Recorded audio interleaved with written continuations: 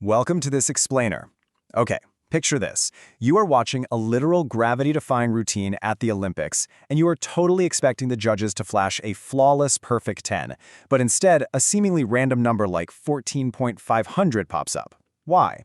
Well, today, we're going to transform the confusing, kind of secretive math of elite gymnastics into a super simple equation that will absolutely change how you watch the sport. So let's just dive right in.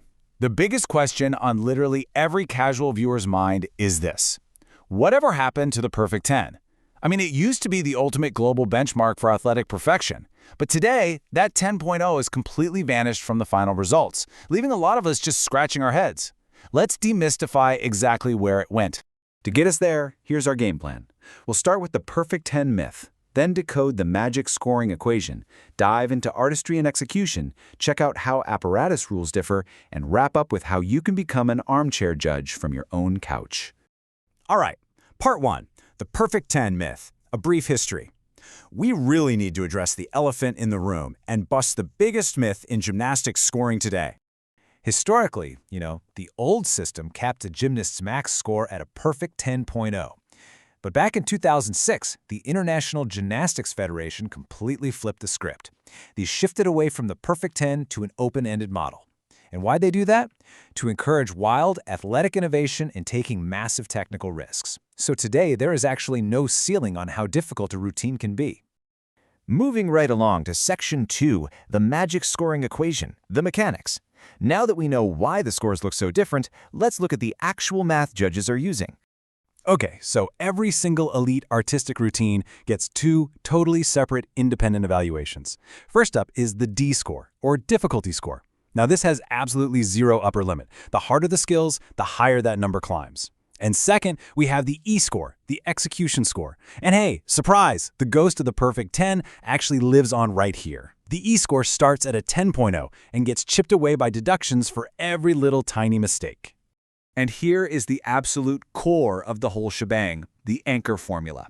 Final score equals D score plus E score minus neutral deductions. Look, if you remember literally only one thing from this explainer, make it this exact equation. It is basically the fundamental balancing act of the sport, weighing crazy physical risk against absolute technical perfection. Let's build out that D score. Judges basically assign letter grades to the skills being performed. So an A rating is a basic move, worth 0.1 points, and that scales all the way up to J, which is worth a full 1.0 point for truly exceptional skills. A perfect example? The Biles 2, a mind-boggling triple-twisting double tuck on the floor. So, how do we actually get the final number? Let's take Simone Biles' floor routine as a quick example. Step 1, judges count her top 8 most difficult elements. Step 2, they tack on bonus points for composition requirements and connection value, which is just successfully linking super hard skills together without a break. Step 3, they add the averaged E score from the execution judges. And finally, Step 4, subtract any neutral deductions like stepping out of bounds. Add all that together and boom, you've got your final score. Which brings us to Section 3, artistry and execution deductions, the nuance. Because once that raw difficulty math is calculated, the human element really kicks in. And let me tell you, execution judges are ruthless. They subtract points for any deviation from perfection. They are hunting for these tiny micro deductions. I mean, look at these penalties. 0.1 points for something as minor as slightly flexed feet, 0.3 for a noticeable leg separation, 0.5 for a deep squat on a landing, and then there's the massive macro deduction, a full 1.0 point penalty if you actually fall. It's incredibly harsh. And those tiny fractions add up so incredibly fast. Plus, it's not just about throwing hard tricks. It's about what you do and how you do it. Routines have to contain a balanced mix of skill types to earn composition requirement bonuses, which can add up to 2.0 potential points. And on apparatuses like the floor and the balance beam, gymnasts actually face execution deductions for a lack of musicality. If their movement doesn't match the accents of the music, they literally lose points for a lack of artistry. Moving into Section 4, how apparatus rules differ. While our anchor equation applies universally across the board, every single apparatus introduces its own unique quirks. Take the vault, for instance. It is totally unique compared to the other events. Why? Because gymnasts perform a single explosive skill that only lasts a few seconds. Because of that, every vault has a pre-assigned D-score.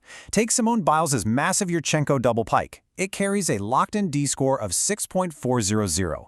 The judges literally just watch the execution, make their deductions, and add it to that starting number.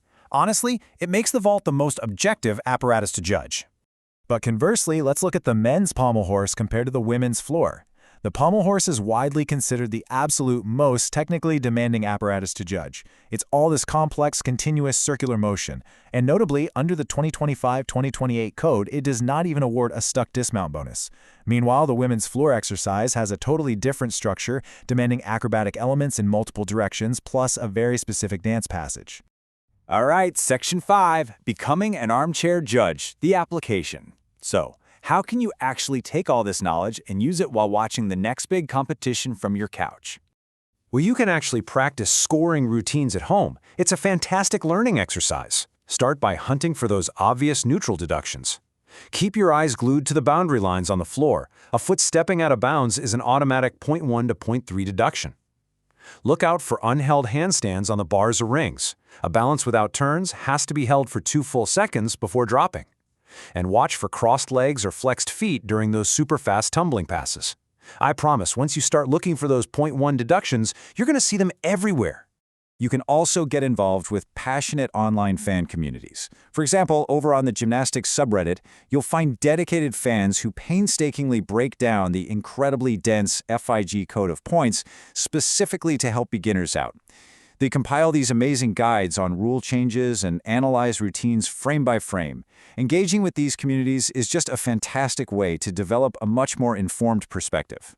Now, as we start wrapping up, I've got to give a very important disclaimer. While this explainer gives you a really solid foundational guide, gymnastics scoring is not purely objective. It will always retain subjective human elements. I mean, judges have to evaluate these fleeting moments of artistry and execution in literal fractions of a second.